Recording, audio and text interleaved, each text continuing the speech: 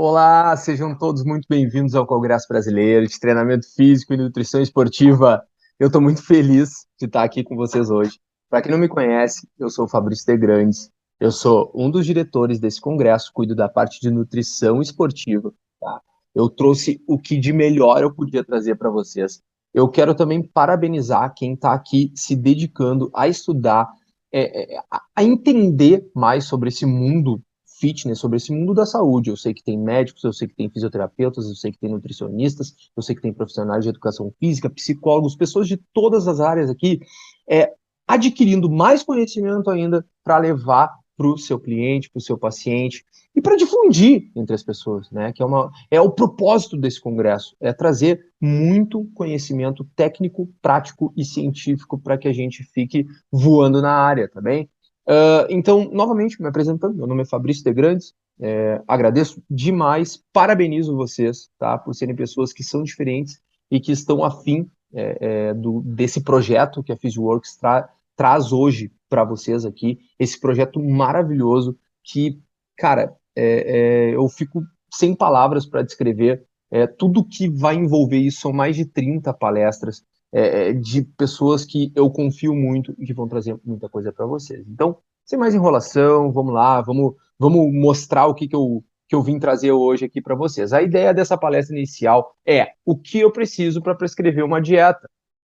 Por que eu quis falar isso com vocês? Né? Porque é um assunto que eu vejo que a galera tem uma dificuldade muito grande no sentido de, Fabrício, quantas calorias tu acha que eu gasto? Né? Fabrício, meu basal é quantas? Às vezes a galera até erra a terminologia, pô. Então a gente tem que criar aqui conceitos que vocês vão utilizar durante todo o congresso da PhysioWork, né? A respeito de o que é gasto energético. Ah, mas Fabrício, isso é muito simples, cara. É muito simples. Cara, é muito simples. Mas o que eu vou trazer aqui para vocês hoje é o suquinho do troço, é mostrando, olha, funciona assim e assado. Tá, mas Fabrício, como é que o nutricionista aprende a prescrever dieta? Cara, o nutricionista aprende a prescrever dieta em mais de 4 anos de estudo, especialização, na área, na prática. O que eu vou mostrar é da onde que o nutricionista tira isso. Entende? Então, o que eu vou passar hoje aqui para vocês é a ciência da prescrição dietética, da onde saiu essa ideia de eu acho que tu gasta tantas calorias, eu acho que tu gasta, que tu consome tantas calorias, né? E de maneira assim, óbvio que vai ter muita teoria por trás do troço, né? Mas trazer de uma maneira prática também, né? Olha, beleza, funciona assim e tu vai possivelmente aplicar desse jeito. Aplicar só serve para nutricionista, então, né? Não. Por quê? Porque o que eu defendo aqui e vou defender durante todo esse congresso, é uma interdisciplinariedade que vai nos levar muito adiante. Aqui, para quem não sabe, eu atendo em Pelotas, tá? No Rio Grande do Sul. Cara, aqui a gente tem uma relação entre profissionais muito interessante, com profissionais de educação física, médicos, fisioterapeutas, psicólogos que sabem o que um profissional está fazendo com o cliente do outro profissional. Fabrício, eu confio em ti, eu sei que o jeito que tu vai trabalhar é de tal jeito, porque eu já entendo a forma que tu pensa, entende? Então, saber o que a base científica da nutrição traz é muito importante para todos os profissionais da saúde, e isso vai esclarecer. Eu tenho certeza que essa palestra, eu quero que vocês depois comentem comigo, tá? Quem tiver Instagram aí pode me seguir, @NutriFabricioDeGrandes, tá? Comentem comigo sobre o que vocês acharam dessa palestra, que, Fabrício, eu achei que ia ser tão simples e tu me esclareceu, ou Fabrício, ficou faltando coisa, eu quero que tu fale mais. E, na verdade, o que eu quero é isso, né? Eu quero que tu fale mais, eu quero que tu me ensine mais, é isso que eu quero instigar em vocês. Mas eu tenho certeza que eu vou trazer muita coisa boa para vocês. Como eu falei, como eu iniciei, trouxe uma abordagem inicial, assim, né? O nutricionista, uma curiosidade, o nutricionista é o único profissional amparado por lei que pode prescrever dieta. Isso não significa que as pessoas, entusiastas, profissionais, estudantes de outras áreas ou da nutrição, enfim, não possam aprender sobre dieta. Inclusive, muito pelo contrário, elas devem entender sobre o assunto. Tá? Mas o nutricionista, segundo a Lei 17 de setembro de 1991, por que esta data é tão importante? Tá? Porque é o dia que eu nasci. Não tô brincando, é o dia que eu nasci mesmo, tá? Mas ele é até interessante, né? Pô, essa lei que torna a atividade de nutrição, né? A prescrição de dietas, a atividade privativa do nutricionista ser na data que eu nasci, eu gosto de dizer isso, mas já sabem daí para me dar um presente também. Então, para quem não me conhece, eu sou o Fabrício Tegrantes, eu sou formado em nutrição pela Universidade Federal aqui de Pelotas, atendo em Pelotas e no Rio Grande do Sul inteiro. Atendo de maneira online em vários países, né? Graças a Deus, tenho bastante paciente em diversos locais. Tenho orgulho de dizer que eu já atendi mais de 4.000 pessoas, então são pessoas que confiaram, seres humanos que confiaram no meu trabalho, eu tenho orgulho de dizer isso, tá? Espero que não pareça de nenhuma forma, muito pelo contrário. Na verdade, quem me conhece, eu não sou um cara nem um pouco arrogante, tá? Então, espero que pareça muito uma parte de orgulho minha que eu tenho, quer dizer, eu atendi muitas pessoas já e que confiaram no meu trabalho, que eu consegui trazer muito resultado, que vai de esportistas amadores, profissionais, pacientes que queriam perder peso, queriam ter saúde, pessoas com sobrepeso, pessoas com obesidade, enfim, tudo que é tipo de gente eu já atendi na minha parte clínica. Eu sou formado em Educação Física também pela Universidade Federal de Pelotas, sou especialista nas duas áreas, tanto na Educação Física quanto na Nutrição, sou mestre em Nutrição, aqui pela UFPEL também, e atualmente eu estou cursando meu doutorado pela Universidade Federal de Pelotas em Nutrição. A gente estuda ali uma ideia de restrição calórica em doenças específicas e tal, modelos de restrição calórica em doenças específicas, e como eu falei, tipo, eu tenho um lado muito prático que eu tento trazer das coisas que eu aprendi ao longo dos meus anos de vivência, tanto prática, né, obviamente, dentro da clínica, dentro da atuação dentro do esporte, e principalmente experiência teórica e científica também.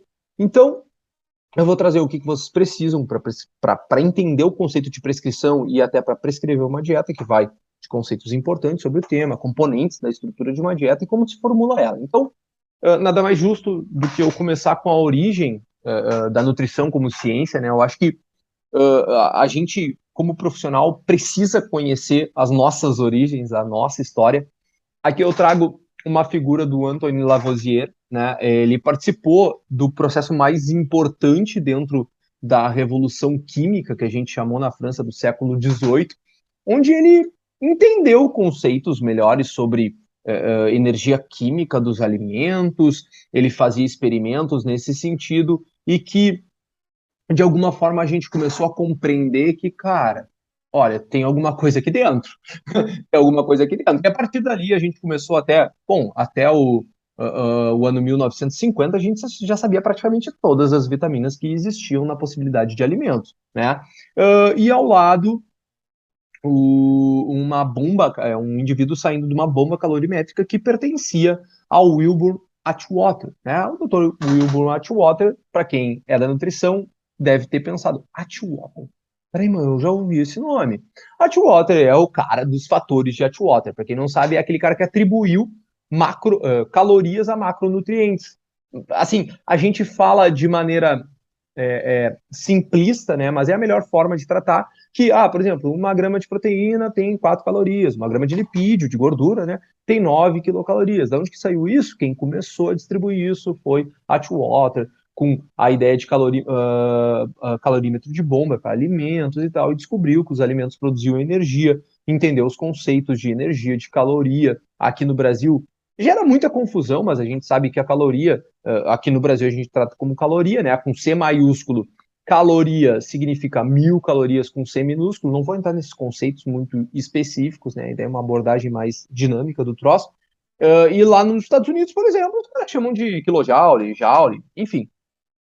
Nada mais é do que uma unidade de energia que gerou muita confusão na galera, e a gente vai trazer o que é déficit energético, aí o meu basal, que eu gosto, eu acho engraçado isso, galera, meu basal, tá, mas o que tu tira do teu basal? Porque tem muita coisa ainda para descobrir, né, e distribuição de macronutrientes, e tu não tem gasto de outros componentes, vocês vão entender hoje.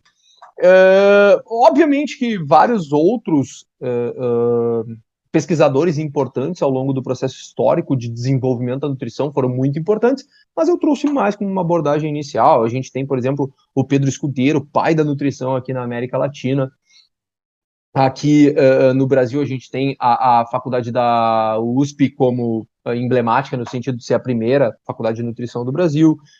Aqui na UFPEL, como curiosidade, a gente iniciou como uma faculdade de ciências domésticas, né? E hoje é a nutrição. Inclusive, convido quem não é da Universidade Federal de Pelotas a vir conhecer a Universidade Federal de Pelotas, principalmente a faculdade de nutrição, que é muito legal. A gente tem professores aqui de um calibre, assim, que vocês não têm ideia, tá? Pessoas que realmente talvez não tenham muitos seguidores no Instagram, que eu sei que hoje em dia é o que a galera curte, né?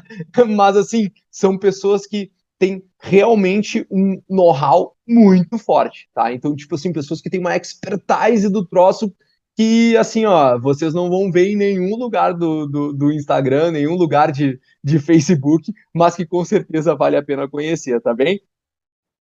Então, dali, desse aspecto histórico, a gente começou a tirar conceitos importantes do troço, né? Por exemplo, o conceito do que seria o gasto energético humano. A gente sabe que a gente tem um lado ali que gasta energia, a gente tem um lado que consome energia. E quando a gente fala assim, isso gera muita confusão, porque a galera trata como se, os nutricionistas, eles falam que é só caloria. Cara, ninguém fala que é só caloria. Calorias são importantes? São, mas não é a única coisa importante do troço. E a gente vai entender por quê. Só que, de fato, energia regula, né?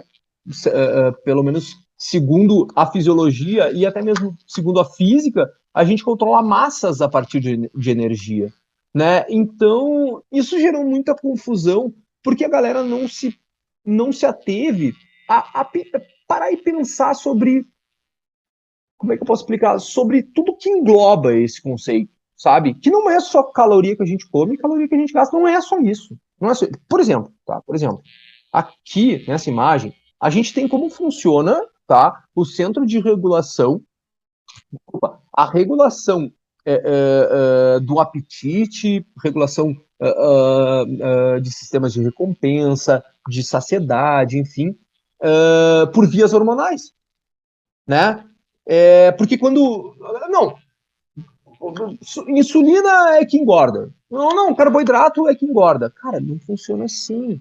A real é que, por mais que a gente tenha o conceito muito simples, né? Vocês podem pesquisar sobre isso, CICO, Calories In, Calories Out, tá? Que é um conceito simples, entre aspas. A gente entende que vários e vários e vários e vários e vários e vários fatores regulam a energia que entra, a energia que sai, né? Por exemplo, meus colegas da educação física, o tipo de exercício regula a energia que sai, a energia que a gente gasta, né? Uh, Meus colegas da medicina, né? Colegas não, né? Eu não sou da medicina, mas meus colegas da área da saúde entendem que os hormônios podem regular a energia que sai e até a energia que entra. Hormônios aqui, por exemplo, ó, a gente tem o exemplo do GLP-1, né? A gente tem exemplos específicos. Grelina, resistência à insulina, como comporta a leptina, isso aí tudo afeta a energia que entra e tudo afeta a energia que sai. Então, no final, acaba sendo um conceito simples, onde, por exemplo, vamos falar sobre perder peso. Perder peso se concentra em despender mais energia do que tu consome. Por exemplo, o que é o déficit energético? A galera tanto fala. Se tu tem um gasto energético de 3.000 calorias, né, ali somando teus componentes que eu vou explicar na sequência, e come 2.000, tu tá tendo déficit energético. O que vai acontecer? Não existe nenhum estudo bem controlado nesse sentido que não mostre que, cara, o peso vai cair. Ah, como? Vai ser mais músculo? Vai ser. Cara, depende do monte de coisa, mas teu peso vai cair. O teu peso vai cair. Isso é algo que a gente, até o presente momento, não consegue contornar isso. Inclusive, vocês vão entender muito entre aspas, a origem, né? Porque na verdade a gente sempre teve isso, mas as modificações que aconteceram com a evolução, uma palestra sensacional que eu trouxe para vocês, né? Com ele é geneticista, pós-doc na genética, atualmente é estudante de medicina, né? O Lucas Viscardi. Ele vai trazer muito interessantemente esses conceitos sobre evolução e dispêndio energético, né? Por que a gente, em momentos da história, a gente começou a acumular mais energia e esse acúmulo de energia, ele resultava num tecido adiposo maior. O que isso tem relação com a evolução? Não percam essa palestra, só isso que eu falo para vocês. Então, A gente sabe, né, que o nosso gasto energético ele tem componentes. Quantas vezes vocês já ouviram isso? Componentes do GET, né, do gasto energético total. Que vocês vão ver esses componentes em diversos nomes diferentes, tá? Não se atenham a nomes, mas não se percam muito nesses conceitos para não achar, não, o cara falou que é termogênese induzida pela dieta e o outro falou que é ação dinâmica específica. São as duas coisas. As duas coisas são a mesma coisa. Eu vou explicar para vocês. O que a gente sabe, tá? A gente tem ali o que, durante muitos anos, a gente sempre utilizou a nomenclatura TMB, tá? TMB é a mesma coisa que TMR, ou seja, taxa metabólica basal é a mesma coisa que taxa metabólica de repouso? Não, não é. Mas por que atualmente a gente usa mais a nomenclatura taxa metabólica de repouso? Porque a gente entende que é mais prático, pelo menos a literatura tem mostrado, né, com estudos avaliando a taxa metabólica de repouso, é mais prático avaliar a taxa metabólica de repouso de indivíduo, porque ela não exige tanto cuidados como exige a taxa metabólica basal, né? Normalmente a taxa metabólica de repouso é um pouquinho mais alta do que a taxa metabólica basal, mas vocês têm que entender que elas se conectam, tá? Vamos dizer assim. Mas a ideia delas, das duas, tá? Apesar da gente ver atualmente, mais a gente vai ver na literatura basal metabolic rate ou BMR, né? A sigla, tá? Vou ir falando as siglas para vocês não se perderem nos artigos que vocês vão vendo em inglês, por exemplo, para acharem ali. A taxa metabólica de repouso, ou BMR, ou TMR, né? Ou a taxa metabólica basal, BMR, né? Desculpa, peraí que eu não daqui a pouco eu vou confundir vocês mais ainda. A taxa metabólica de repouso, a TMR em português, tá? E a taxa metabólica basal, a BMR em inglês. Olha, é complicado isso, eu sei que isso confunde muito a gente, tá? Desculpa. E a taxa metabólica de repouso em inglês é ali como tá, REE, tá? Rest Energy Spent. Então, enquanto que a taxa metabólica basal é a BNR em inglês, tá? TDEE significa Total Daily Energy Expenditure, ou é o gasto energético total diário, ou o que a gente chama aqui no Brasil, nomenclatura GET, tá? Gasto energético total. Normalmente não, se referindo ao dia. Tá? Você vê que às vezes, por exemplo, ação dinâmica específica, termogênese induzida pela dieta, são a mesma coisa, né? Que é o gasto energético que a gente tem relacionado ao absorção, metabolismo, digestão de alimentos, de macronutrientes, né? Enquanto que a termogênese da atividade física mescla dois componentes, tá? Ela é um componente que mescla dois, tá? Que é o NEAT, vocês já devem ter visto muita gente falar sobre isso. O que é o NEAT? Não, NEAT. Cara, é o componente não relacionado ao exercício da termogênese da atividade física. Porque a gente tem, né, meus colegas da educação física, a gente tem um exercício físico que ele é uma atividade física, né? Só que ele é estruturado, entendem? Por exemplo, exercício físico. Vamos pensar algum exemplo. Uma estrutura de um treinamento proposta por um profissional de educação física. Atividade física. Tá lá lavando a louça, sai, se movimenta, caminha um pouco para ir ali, tomar um chimarrão aqui no Rio Grande do Sul, né? Comer um açaí para a galera que gosta de comer açaí, cuscuz para a galera que gosta de comer cuscuz. Então, tipo, se movimenta ali e tal. Como é que eu posso exemplificar isso melhor? Nietzsche é, por exemplo, cara, concorda comigo que o Nietzsche, né, um NEAT, de um carteiro, é maior do que de um advogado, por exemplo, né? Ele se movimenta mais ao longo do dia. A gente sabe, por exemplo, atualmente, que esse componente, né, que é o NEAT, termogênese de atividade sem exercício, ele é o que mais tem variação entre indivíduos. Ele pode variar de 15% a 50%. E esse trabalho do Alan Aragon, que é um importante, cara, sugiro que vocês acompanhem o trabalho dele, ele mostra exemplos de como ficaria a distribuição de cada componente do gasto energético em indivíduos que gastam diferentes calorias por dia. Por exemplo, olha só o NIAT como ele varia no indivíduo que gasta 1.600 calorias, né, 240 a 800, e olha só no indivíduo que gasta, por exemplo, 3.600 calorias por dia. 540 a 1.800 calorias o cara pode gastar relacionado à atividade física ao longo do dia dele. Por isso que ele é um elemento muito estudado atualmente para entender por que as pessoas têm ganhado peso, né? Parece que a gente realmente está se movimentando menos, né? Efeito térmico dos alimentos, ou termogênese induzida pela dieta, ou atividade de ação dinâmica específica, né? Que vocês podem ver como siglas como ETA, TID, ADE, né? Vai ser. Eu acho importante, por mais que isso possa confundir vocês, é importante que eu traga que existem as diferentes nomenclaturas para o mesmo propósito e diferentes siglas, porque daqui a pouco isso pode deixar um pouco confuso na hora de estudar ali algum artigo. É uma diferença um pouco menor, ele varia de 8% a 15% da contribuição do gasto energético total. E a taxa metabólica basal, né? Atualmente a gente tem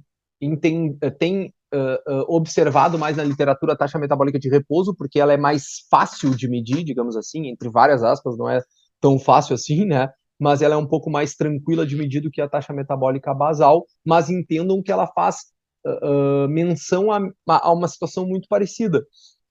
Que é a ideia de, por exemplo, quanto tu gasta para funções vitais do teu corpo, né? Funções vitais, tipo batimento cardíaco, tecido muscular, como ele funciona, enfim, funções vitais do teu organismo. Só que a taxa metabólica de repouso, daí, como ele envolve um jejum menor, às vezes tem um gasto maior, até porque não tem o jejum total como tem da taxa metabólica basal. O fato é, quando uma pessoa fala assim, um nutricionista fala assim, ou até um profissional de educação física, quando utiliza, né, a gente tem algumas formas de calcular isso, você gasta 3.000 calorias por dia. Cara, de onde que esse cara tirou isso? Né? Na verdade, gente, a gente tem várias formas. Para ser bem exato, a gente tem dezenas de formas. Se considerar as equações preditivas, a gente tem centenas de formas de dizer isso, tá?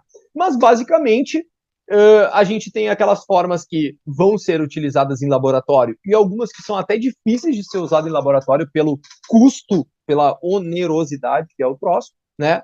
E as fórmulas, como por exemplo, vou citar uma calorimetria direta, aí a gente vai ter espirometria, tanto circuito aberto, circuito fechado, a gente vai ter as equações, a calorimetria indireta também, quanto as equações preditivas, que é o que a gente mais vai usar na prática clínica, disparadamente, né? Equações preditivas é o que a gente normalmente vai utilizar para chegar na ideia de quanto um indivíduo gasta de energia, né?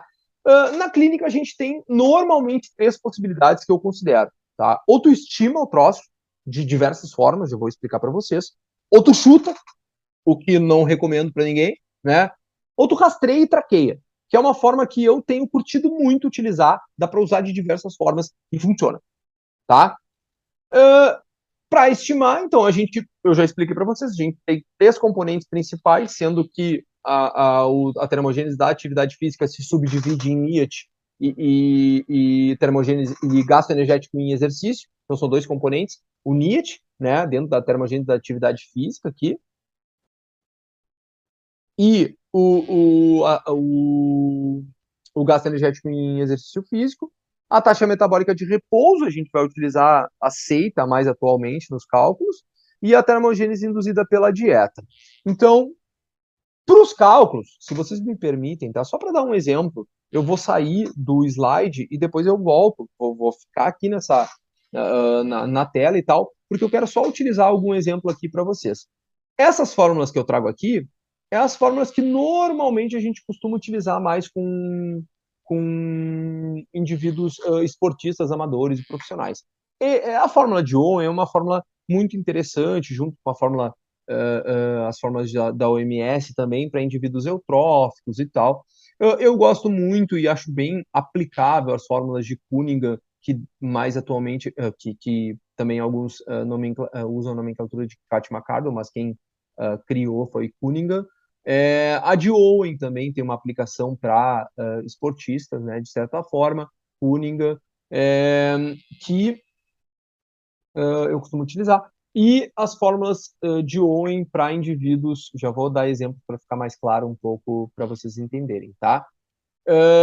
A fórmula do Instituto de Medicina, tá? Vinculada ao OMS, ela calcula o gasto energético total diário de maneira direta, porque a gente só inclui o nível de atividade física ali dentro da fórmula, tá?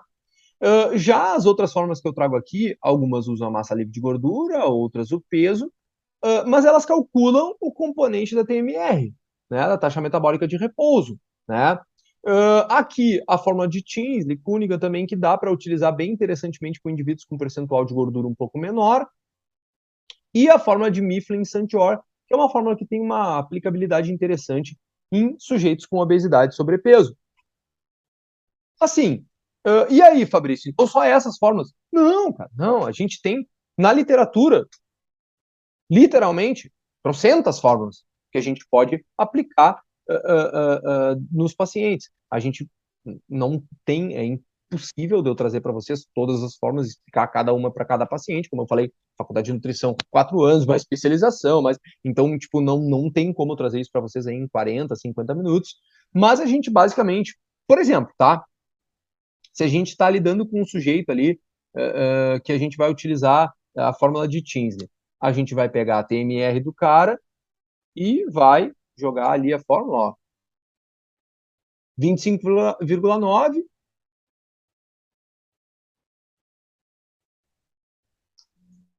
vezes a massa livre de gordura. O que é massa livre de gordura, gente? Massa livre de gordura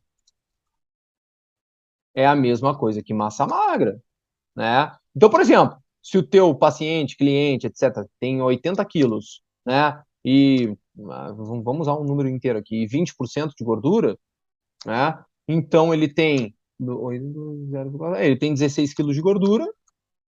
Qualquer coisa eu estou fazendo na mão aqui, então se eu errar um pouco, mas vocês estão entendendo o conceito, né? Estou fazendo de cabeça aqui, mas vocês estão entendendo. Se ele tem 16 quilos de gordura, ele tem 64 quilos de massa magra ou massa livre de gordura, né? Que é a mesma coisa. Então, a fórmula de Tinsley para TMR fica 25,9, né? Vezes 64 mais 284. Quanto dá isso aqui? Já falo para vocês.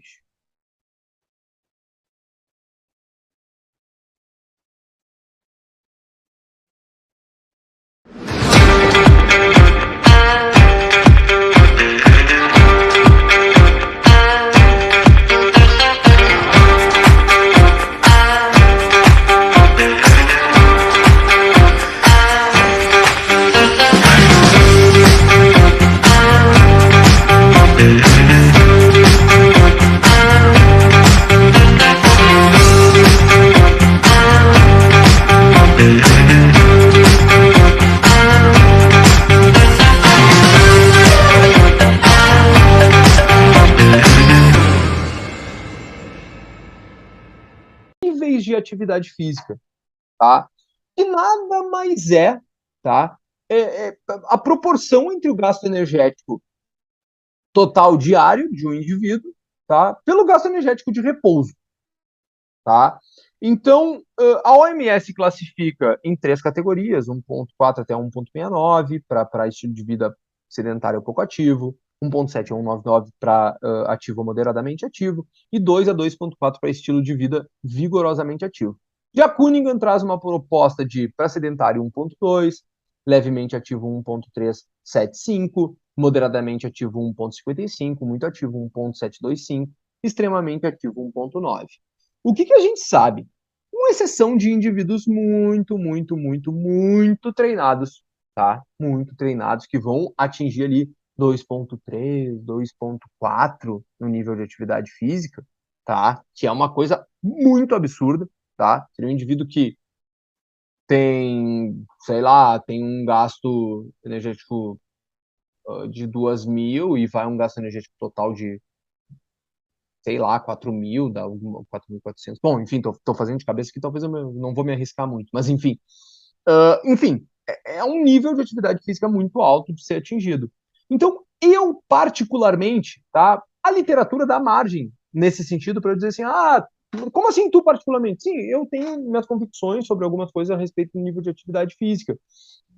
E a maior parte da galera vai se manter nesse 1.5 a 1.7, 1.8. É muito difícil de fugir disso, tá? Também é possível que a gente classifique o nível de atividade física, segundo um artigo bem interessante que tem, frente ao número de passos. Então, por exemplo, um sujeito moderadamente ativo, 7.500 a 9.999 passos, a gente encaixa, por exemplo, na fórmula de Kuhn no 1.55, tá? Eu sei que isso acaba sendo muito confuso, então meus colegas da educação física também vão saber melhor do que eu que existem os METs, né? Os METs são os equivalentes metabólicos, que a gente tem o compêndio lá de 2011, onde a gente sabe que, para entender o gasto energético de um exercício físico em questão, né, a gente vai utilizar o número do equivalente metabólico que tem no compêndio, tá? Vezes o peso do indivíduo, vezes o tempo de exercício em horas. Então, vamos lá. Tipo, o cara gasta. O MET do exercício é 8, tá? O peso do indivíduo é 80 e o tempo de exercício ele fez 1 hora de exercício. Então, 8 vezes 80 deve dar 740, né? Desculpa, 640. Então, em tese, ele gastou 640 calorias naquele exercício, tá? O próprio Instituto Olímpico Internacional, o Comitê Olímpico Internacional, entende os METs como uma boa estratégia, principalmente para esportistas, amadores e profissionais, né? E, enfim, normalmente as duas possibilidades de estimar de alguma forma a atividade física. Então, aqui, desculpa deixar os slides abertos, assim, espero que vocês não achem feios, tá, gente? Mas é só para ir explicando e montando aqui com vocês. Então, a gente já tem a TMR do cara, né? E a gente tem o TAF do cara, como descobrir. O que falta? Termogênese induzida pela dieta. Assim, o que acontece com a termogênese induzida pela dieta? A literatura, ela dá margem para a gente colocar a termogênese induzida na dieta, né, que representa 10 a 15%, no gasto energético total. O que acontece é que, de maneira geral, as fórmulas já costumam superestimar um pouco o gasto energético humano. Então, a gente é optado normalmente por não adicionar a termogênese induzida pela dieta. Além do que, quando a gente vai considerar a TMR, por exemplo, a gente já sabe que tem alguma coisa de gasto já relacionada à digestão, metabolização de alimentos, porque o indivíduo não está totalmente em jejum.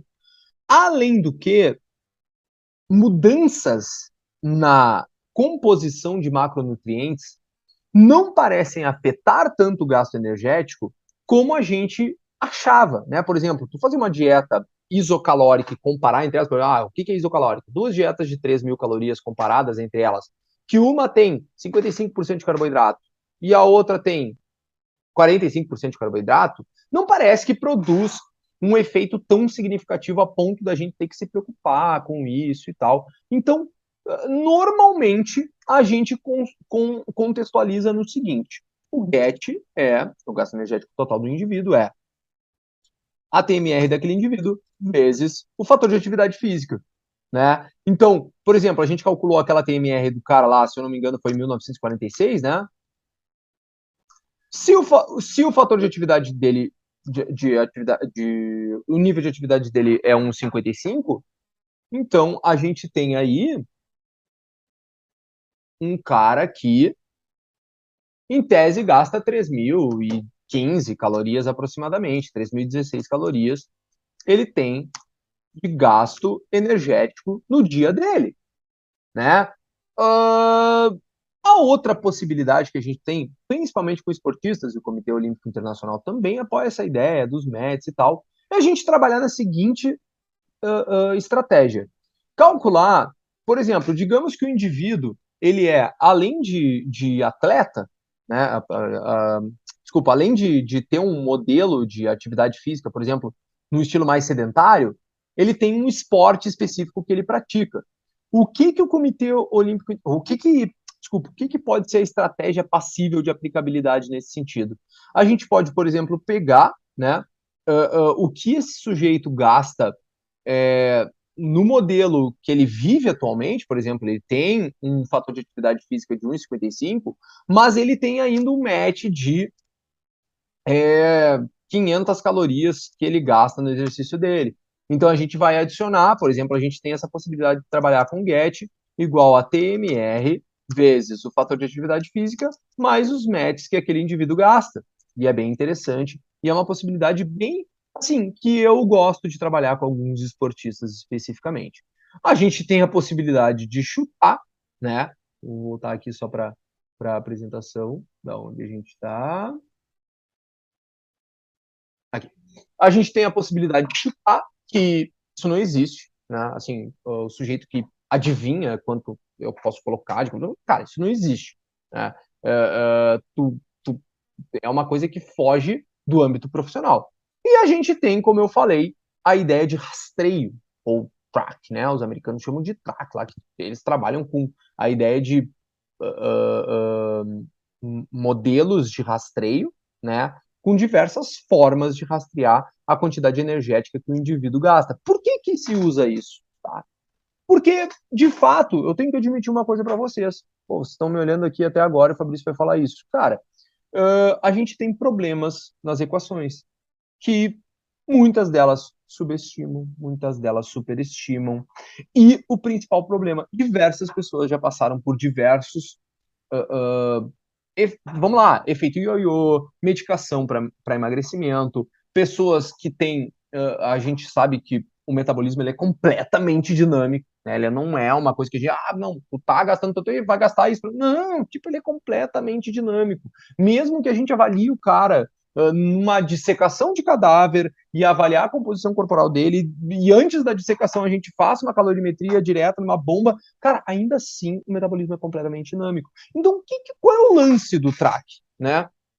É o cara pegar e utilizar, por exemplo, vários modelos que a gente tem de rastreio, como recordatório de 24 horas, eu gosto muito de utilizar, histórico de dieta, frequência alimentar, dá para pegar a ideia de coleção duplicada de alimentos, por exemplo, o cara vai lá e é um pouco mais custoso, né? Eu costumo aplicar a ideia de recordatório 24 horas e conforme a gente vai levando a consulta com o paciente, eu também utilizo o diário alimentar.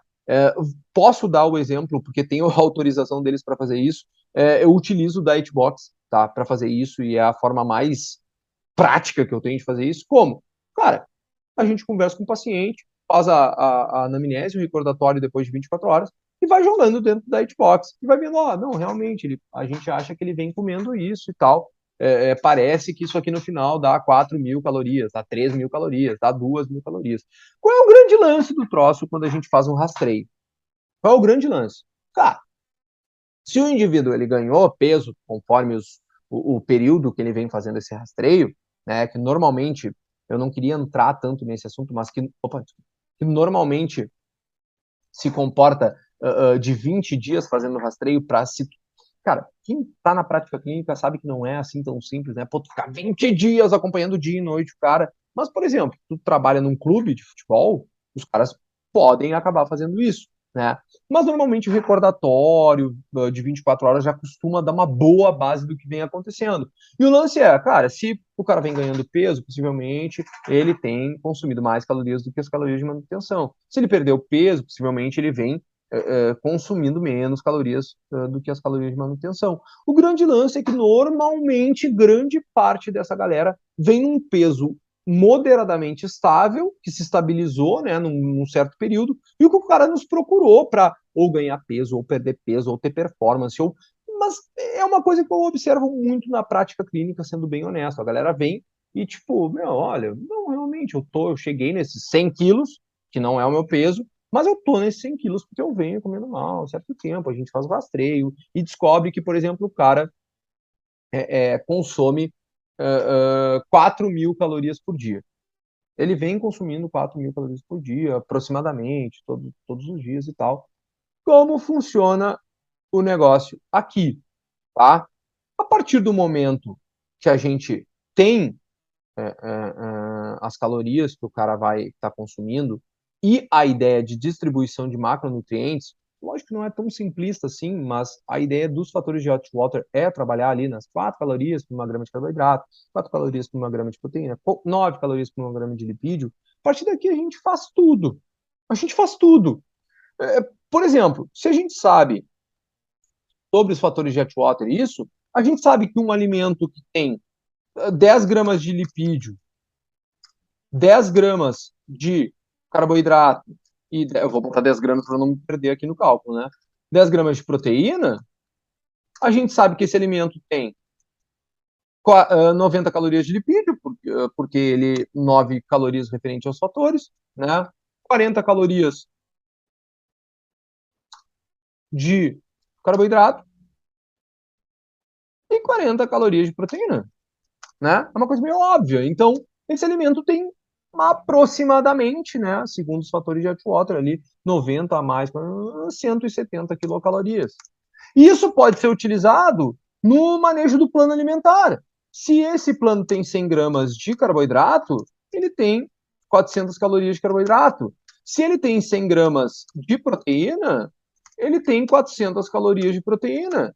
Se ele tem 200 gramas de lipídio, ele tem 1.800 calorias de lipídio, por exemplo. Né? Óbvio que um plano assim fica meio estranho. Mas, enfim, a gente sabe, a partir desses fatores, como fazer a distribuição. Né? E quando a gente chega nesse ponto, a galera costuma, então tá, caloria só que importa e macronutrientes. Claro que não, meu. Tipo, isso aí tem que ser muito contextualizado, gente. Assim, ó, o nutricionista, quando ele fala que faz a distribuição de carboidrato, de proteína, calcula as calorias, ele não quer dizer que, por exemplo, a fonte dessas proteínas não é importante. A classificação, se é uma proteína completa, se é uma proteína incompleta. A carga glicêmica é importante, as fibras que tem naquela composição dietética é importante, da onde é a fonte lipídica, se ela tem mais gordura insaturada ou mais gordura saturada, né? É óbvio que isso é importante, né? Nenhum nutricionista que eu conheço, pelo menos, usa a ideia de dieta flexível, que é uma dieta interessante, né? Mas a galera acha que a gente usa isso para jogar chocolate o dia inteiro pro cara com sorvete. Não é assim. A ideia é que a gente parte da ideia de distribuição de macronutrientes, porque é o conceito primário que a gente vai utilizar, calorias e macronutrientes, para fazer a distribuição, para ir ao encontro do que? Objetivos desse cara. Então, por exemplo, a gente já tem bons dados, tá? Eu vou dar uma palestra de recomposição corporal para vocês também, que vai ser bem legal. A gente tem bons dados que no emagrecimento, vou abrir aqui, por exemplo, vou abrir aqui só. No emagrecimento, é interessante que a gente faça uma distribuição no seguinte: o que é o VET desse cara? O valor energético total que a gente vai oferecer é as calorias que o paciente vai consumir, né? E o VET, a gente precisa entender o objetivo do cara a partir dos cálculos. Então vamos supor que depois de todos aqueles cálculos, tá? Todos aqueles cálculos, a gente descobriu que o VET do cara é 3.000 calorias. Descobrimos isso. O que a gente precisa para fazer a distribuição? Né? O objetivo do cara, entender, obviamente. Eu dei o exemplo aqui para a galera que gosta de cuscuz e a galera que gosta de chimarrão. São culturas diferentes. A gente tem que entender isso. A gente tem que entender que vão ter pacientes que não gostam de comer tapioca, né? E pacientes que não gostam de comer arroz com feijão. A gente tem que entender isso e fazer a distribuição em cima disso. Então, o GET, a gente vai pensar nesse objetivo de distribuição. Por exemplo, a gente tem bons indicativos que um objetivo voltado para emagrecimento considera uma restrição energética de 20%, né? Normalmente, trabalhar com pacientes com obesidade, sobrepeso, né? Ou até restrições absolutas, em vez de fazer restrição relativa, de 1.000 calorias. Isso a ideia da aula de hoje não é falar sobre cada objetivo, porque senão vai se estender muito, né? Então, a partir desse momento, a gente sabe que, pô, peraí, se o cara tem um GET de 3.000 calorias e eu preciso oferecer uma restrição energética de 20%, então 20% de restrição em cima de 3.000 é 600 calorias a menos, certo? Então eu vou ter que oferecer para aquele cara aproximadamente 2.400 calorias. Ah, e é só oferecer calorias o dia inteiro? Não, gente, porque tem a distribuição proteica, né? Tem a distribuição de carboidratos, tem a distribuição e fracionamento de refeições. Então, por exemplo, a gente vai trabalhar no emagrecimento, uma estratégia muito interessante é 2 gramas de proteína por quilo de peso, por exemplo, né? Vamos dizer que esse sujeito tem 90 quilos, tá? Entre 2, a gente sabe que aquele sujeito seria interessante que consumisse 180 gramas ao mínimo de proteína por dia, né? 180 gramas de proteína por dia, se os fatores de Outwater dizem que a proteína tem 4 calorias aproximadamente por grama, né? Então, 180 vezes 4 dá 720 calorias que a gente vai atribuir de proteína para esse cara. Então, tá, e aí, beleza? E o resto? Claro, o resto a gente distribui conforme a gente quer. Uma estratégia também interessante, como eu falei, não queria entrar nos méritos de trabalhar em cima da estratégia específica, mas, por exemplo, distribuir o restante entre 55% de carboidrato e 45% de lipídio. E as proteínas é só comer isso num período específico? Não, porque a gente também vai pensar, beleza, eu quero que esse paciente emagreça, né? Mas eu quero também que ele evite o máximo possível de perda de massa magra. Então eu fraciono as proteínas ao longo do dia. Por exemplo, 180 gramas de proteína, 5 refeições, ou 180, 5 refeições com cerca de 35 gramas, 30 e poucas gramas de proteína a cada refeição, por exemplo, né? Então tem tudo isso que a gente vai. Aí, bom, como vocês podem perceber, a partir daqui é um mundo de possibilidades, né, gente? A gente pode trabalhar com emagrecimento, recomposição, saúde, performance, um paciente com doença renal, a gente pode trabalhar com um paciente na UTI, a gente pode trabalhar com um paciente oncológico, com um paciente que está trabalhando dentro de um esporte específico, não necessariamente só performance geral, cara, um esporte específico que tem as recomendações específicas. Por exemplo, eu vou trazer a palestra para vocês com relação a recomendações dentro da nutrição voltadas para esporte de força e potência, né? Mas era isso que eu queria trazer aqui para vocês, explicar como funciona, da onde que o nutricionista tira a ideia de tu gasta tanta caloria, né? Tu teria que comer tanta caloria. E como se distribui isso? Parece que é uma coisa muito simples. Não é tão difícil a partir do momento que tu consegue dominar um pouco o troço, tá? Mas é muito mais complexo do que vocês pensam. Então, por exemplo, eu brinco às vezes com a galera, eu queria ver, manda a dieta do teu nutricionista. Cara, eu mando, mas tipo assim, o que adianta eu te mandar as comidas ali? Tu não sabe o que tem? Por exemplo, no Dietbox, que eu dei exemplo para vocês, eu sei quanto que o cara tá comendo de cálcio, por exemplo, né? Então, tipo, se a gente vendo uma dieta, a gente não tem conhecimento do que está acontecendo ali. Então, toda a distribuição, tudo que o nutricionista faz, passa por algo muito mais complexo do que a gente pensa, tá? Então, entendam sobre o assunto, assim, aprendam muito nesse congresso, vale a pena, se divirtam também, pô, vocês podem, me sigam ali no Instagram, tirem dúvidas comigo, @NutriFabrício_Grandes, tá, o meu Instagram, só me seguir ali, tirem dúvidas que vocês tiverem comigo, fiquem bem à vontade, tá, vamos se divertir acima de tudo, aprender bastante juntos aí, mas entender isso e valorize o nutricionista, porque é um trabalho bem difícil que a gente faz, tá bem? Obrigado, pessoal. Agradeço demais vocês, tá? Tô ansioso aí para conhecer todo mundo que acompanhou o nosso glorioso congresso aí da PhysioWork. Muito obrigado de novo e até!